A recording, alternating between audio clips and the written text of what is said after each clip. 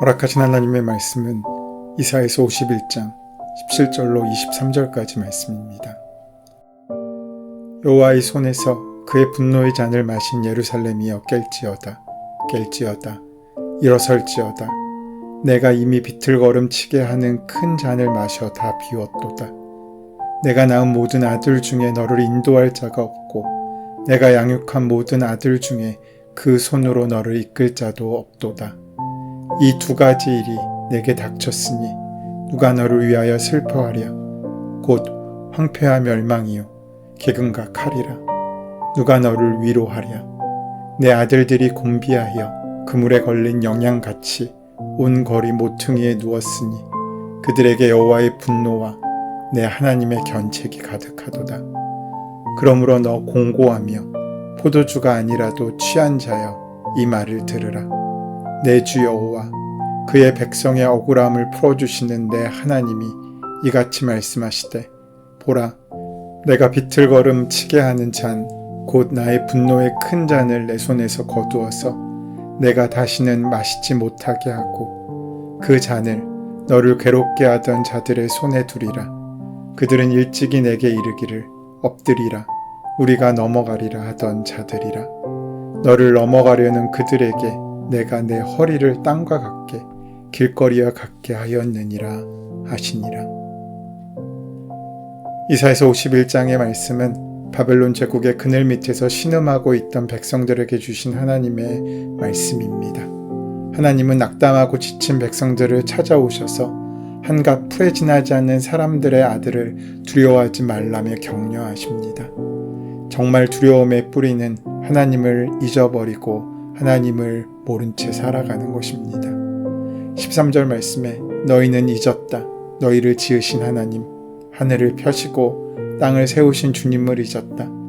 압박자들이 너희를 멸망시키려고 한다 해서 압박자들의 그 분노가 두려워서 너희는 날마다 떨고 있다. 그러나 압박자들의 분노가 어디에 있느냐? 하나님께서는 두려움에 떨고 있는 백성들에게 이제 포로 생활을 청산할 때가 왔다고 말하십니다. 바다의 물결을 일으키시고 거친 파도를 일으키시는 만군의 하나님이 그들을 이끌어내시고 손그늘 아래 보호하실 것이라고 말씀합니다. 물론 전쟁으로 말미암아 땅은 황폐해지고 백성들은 굶주려 죽었습니다. 폐허와 파괴, 기근과 칼뿐이니 위로도 없습니다. 사람들은 포도주라도 마신 듯이 비틀거립니다. 하지만 예언자는 백성이 마셔야 할 진노의 잔이 이제 바닥까지 비워졌다고 말합니다. 우리의 현실은 여전히 암담합니다. 하지만 참된 희망은 그 암담한 삶의 자리가 아닌 다른 곳에서부터 우리에게 다가옵니다. 우리가 하나님을 향해 찾아 나서는 것이 아니라 하나님께서 우리를 찾아오시는 바로 거기에 희망이 있는 것처럼 인간의 희망은 하나님의 소망으로 이어질 수 있어야 합니다. 그러하기에 인간의 희망이 끝난 곳에서 하나님의 희망이 시작됩니다. 하나님께서는 당신의 백성을 지키시려고 싸워 공의를 세우시는 분이십니다. 성서의 하나님은 이 땅에서 들려오는 소리에 민감하게 반응하시는 분이십니다. 그렇게 부르짖는 예언자의 기도에 귀를 기울이십니다. 하나님께서는 선지자의 부르짖는 기도에 응답하십니다. 바로 12절로 16절까지의 말씀을 통해서 우리는 그 사실을 알 수 있습니다. 내가 지금 장래의 은혜에 근거한 그 기쁨을 느끼고 있다면 너는 결코 두려워할 필요가 없다. 너를 학대하고 너의 존재를 좌우한다고 생각하는 자들 앞에서 두려워하지 말아라. 그들이 너희를 다치게 할 수 없다. 나는 바다를 가르는 하나님, 하늘과 땅을 창조한 하나님이 아니냐. 나를 믿어라. 하나님께서는 두려움에 떠는 자기 백성을 어떻게 인도하십니까? 먼저 과거의 은혜를 기억하라고 하십니다. 하나님께서는 과거에 내가 어떤 역사를 너희에게 이루었는지를 생각하라고 말씀하십니다. 너희가 지금은 수가 적고 나약하고 무능하다고 스스로 낙심하여 주저앉아 있으나 아브라함 한 사람을 택하여 이스라엘 백성의 조상으로 삼고 번성케 하신 하나님이 지금 너희에게 번성케 하고자 하는 힘을 주시지 않겠느냐라고 말씀하십니다. 과거 아브라함의 구원자이신 하나님이 지금 너희의 구원자가 되신다는 것입니다. 하나님께서 어떻게 구원하시고 인도하시고 보호하셨는지 우리에게 베푸셨던 그 역사의 은혜를 분명히 안다면 불확실한 미래에도 하나님께서 견고하게 은혜를 베푸실 것임을 의심할 수 없을 것입니다. 그리고 하나님께서는 미래의 은혜를 확증해 주신 후에 이제는 현재를 보아도 좋다라고 말씀하십니다. 장래의 은혜에 대한 믿음이 두려움과 불안으로 가득 찬 현재를 이기는 힘이 되기 때문입니다. 미래에 대한 소망이 지금의 어려움과 문제를 우리가 이길 수 있게 만드는 근거가 된다는 것입니다. 이러한 인생의 과정을 통해서 하나님을 아는 지식과 하나님을 향한 믿음이 자라나는 것입니다.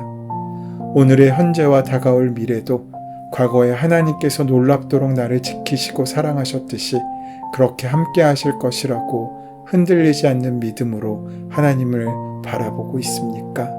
그렇다면 우리는 그 믿음에 합당한 열매를 맺게 될 것입니다. 지금 우리가 물질이 없어서 가난합니까? 우리의 몸이 병들어서 낙심하고 있습니까? 내 지식이 모자라다고 실망하고 있습니까? 돈을 벌 수 없어 돈을 잃어 시리에 빠져 있습니까? 자녀가 실패하여 아픔이 있습니까? 과거에 약자를 들어 쓰시고 약한 자를 통하여 강한 자를 부끄럽게 하신 하나님이 지금도 역사하시는 줄 믿으시기 바랍니다.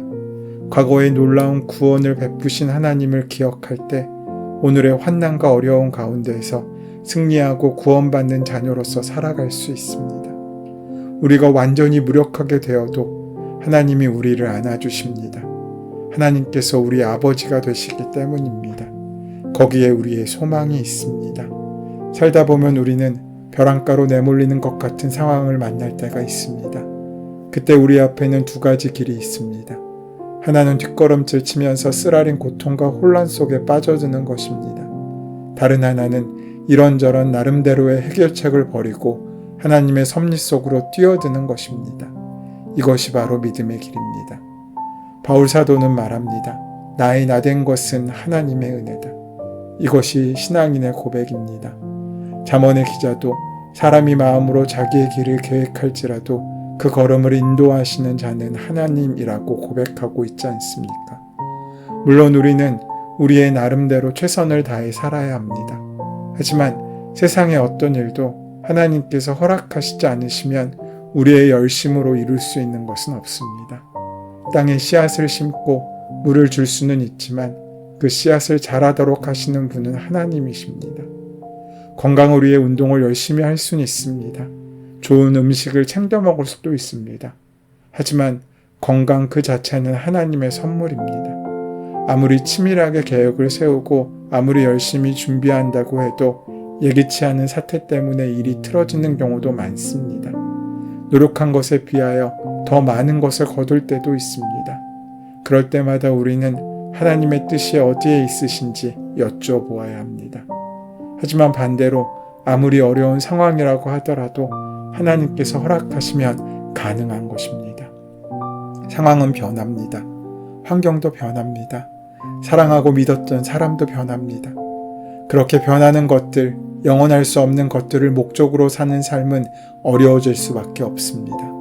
하지만 우리 하나님은 변하지 않으십니다. 그분의 계획도 바뀌지 않으십니다.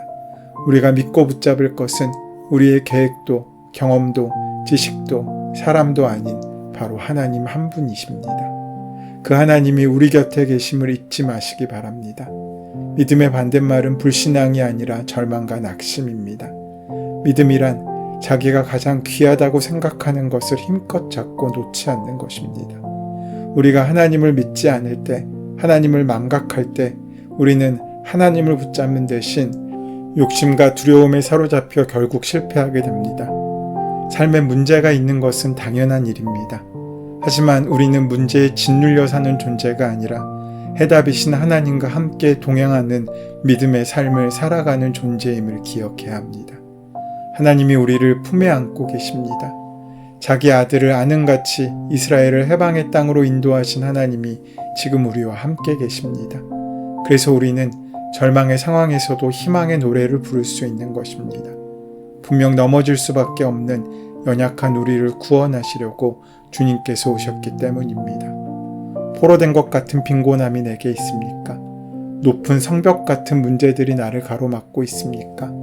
그 모든 것을 이길 능력이 나에게 없습니까? 하지만 그때도 절망하지 마십시오. 그래서 예수님께서 우리를 찾아오셨기 때문입니다. 그러면서 예루살렘을 향한 말씀이 다시 주어집니다. 17절에서 23절의 말씀은 여호와 하나님의 구원 약속에 근거하여 이사야 선지자가 백성을 향해 각성할 곳을 요구하고 있으십니다. 17절에서 이사야 선지자는 이스라엘 백성들을 깨우는 기도를 드립니다. 예루살렘은 각성하고 깨어 일어나야 합니다. 비록 지금 예루살렘은 하나님의 진노의 잔을 마셔 비틀거리고 있으며 예루살렘 자손 중 아무도 예루살렘을 돌볼 수 없겠지만 하나님은 결국 유다에게서 그 진노의 잔을 빼앗아 바벨론에게 주심으로써 바벨론 위에 그 진노를 쏟으실 것입니다. 바벨론에 의해 진노의 잔을 마신 예루살렘을 향하여 깨어날 것과 일어설 것을 말씀을 통하여 촉구합니다. 깰지어다는 스스로 일깨워야 한다는 뜻입니다. 인사불성의 만취 상태에서 깨어나 정신을 차리고 죄에서 돌이켜 의로운 자리에 서라는 요청입니다. 이스라엘은 하나님의 진노의 잔을 마셨습니다. 이사야는 그 진노의 술에 취한 이스라엘을 향해 깨어나거라, 일어나거라 라고 합니다.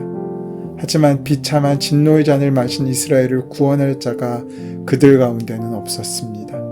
이것 18절에서 19절 말씀이지 않습니까? 자기가 낳은 모든 아들, 자기가 키운 모든 아들은 예루살렘 사람을 말합니다. 예루살렘 사람이 예루살렘 사람을 구원하지 못한다는 것입니다. 19절에서 말하는 두 가지 재앙이란 기근과 전쟁입니다. 만약 우리에게 재난이 온다면 그것은 기근과 전쟁일 것이고 우리는 그러한 종말론적인 상황을 이미 경험해보고 있지 않습니까? 이 두 가지를 확대해서 말한다면 네 가지로 말할 수 있습니다. 황폐와 멸망과 기근과 칼입니다. 이러한 재앙이 닥쳤는데 도와줄 자가 아무도 없는 것입니다. 20절 말씀입니다. 내 아들들은 여호와의 진노와 하나님의 질책을 너무나도 많이 받아서 그물에 걸린 영양처럼 거리의 모퉁이마다 정신을 잃고 뻗어 있구나. 이 말씀은 진노의 잔을 마시고 비틀거리는 이스라엘을 그물에 걸린 염소와 같다고 말씀하십니다. 이스라엘의 비참한 운명을 보여주고 있는 것입니다. 그러면서 21절의 말씀을 통해서 그러니 이제 이 말을 들어보아라. 포도주도 아닌 것에 취해버린 가엾은 사람아. 사람은 포도주를 마시고 취하는데 이스라엘은 하나님의 분노의 잔을 마시고 취했습니다. 포도주로 취한 것은 깨면 되지만 분노의 잔에 취한 것은 방법이 없습니다. 그런데 이런 상황에서도 하나님의 희망의 메시지가 주어집니다. 22절 말씀입니다. 내 주 여호와 그분의 백성을 위해 싸워주시는 내 하나님께서 말씀하신다. 보아라, 내가 내 손에서 비틀거리게 하는 술잔, 내 진노의 잔을 빼앗았으니 내가 다시는 그것을 마시지 않을 것이다. 우리는 하나님의 분노의 잔을 마시고 처참하게 망가져 버렸습니다. 그러나 이제 하나님께서 그 분노의 잔을 빼앗았다고 하십니다. 그리고 이 잔을 이스라엘을 괴롭힌 사람에게 먹이겠다고 하시는 것입니다. 그러면서 23절 말씀은 이렇게 말씀합니다. 이제 내가 그 잔을 너를 괴롭히던 사람의 손에 쥐어주겠다. 그들은 전에 내게 이렇게 말하던 사람들이다. 엎드려라. 우리가 딛고 지나가겠다. 그러면 너는 등을 마치 땅바닥인 양, 행인들이 다니는 길바닥인 양 만들지 않았었느냐. 우리를 압제하던 사람들, 우리에게 수모를 줬던 사람들에게 이 분노의 잔을 주겠다고 하십니다. 다시 말해 바벨론을 멸하시겠다는 것입니다. 하나님께서는 우리를 압제하던 사람들에게 분노의 잔을 주실 것입니다. 결국에 하나님은 승리하십니다. 그리고 그 승리를 우리에게 주실 것입니다. 이스라엘은 그들의 범죄로 인한 하나님의 분노의 잔을 다 마셨음을 지적하며 이제는 깨어나 회복할 것이란 희망의 메시지를 전하고 있습니다. 인사불성의 만취 상태인 이스라엘을 일어서게 하실 분, 절망에 빠져 소망의 빛이 전혀 없던 백성에게 허락된 진노의 잔을 거두실 분, 그들을 구원하고 위로하실 분은 여호와 하나님뿐이심을 이사야 선지자는 강조하고 있습니다. 사랑하는 여러분, 하나님은 어제도 오늘도 내일도 한결같이 우리를 사랑하십니다. 힘겨웠지만 우리가 지금 살아있는 것처럼 내일도 우리는 힘겨운 삶을 살게 되겠지만 주님께서 우리와 함께 하심으로 새로운 은혜의 시간을 살아갈 수 있게 될 것입니다. 그 은혜를 기억하며 구원받은 자의 합당한 삶을 사는 저와 여러분 되시기를 소원하고 축원합니다. 은혜의 주님, 죄 앞에 나약하고 비굴하고 무능했던 우리의 모습을 벗어버리고 술을 먹고 비틀거리던 모습을 다 벗어버리고 깨어 일어나 정신 차리고 새로워지는 인생이 될 수 있도록 인도하여 주시옵소서. 예수님의 이름으로 기도드립니다. 아멘. 이제 우리에게 허락하신 오늘 본문의 말씀이 나에게 주신 하나님의 말씀으로 만나질 수 있도록 본문의 말씀을 깊이 묵상하시고 함께 기도하는 시간 가지도록 하겠습니다. 함께 기도합니다.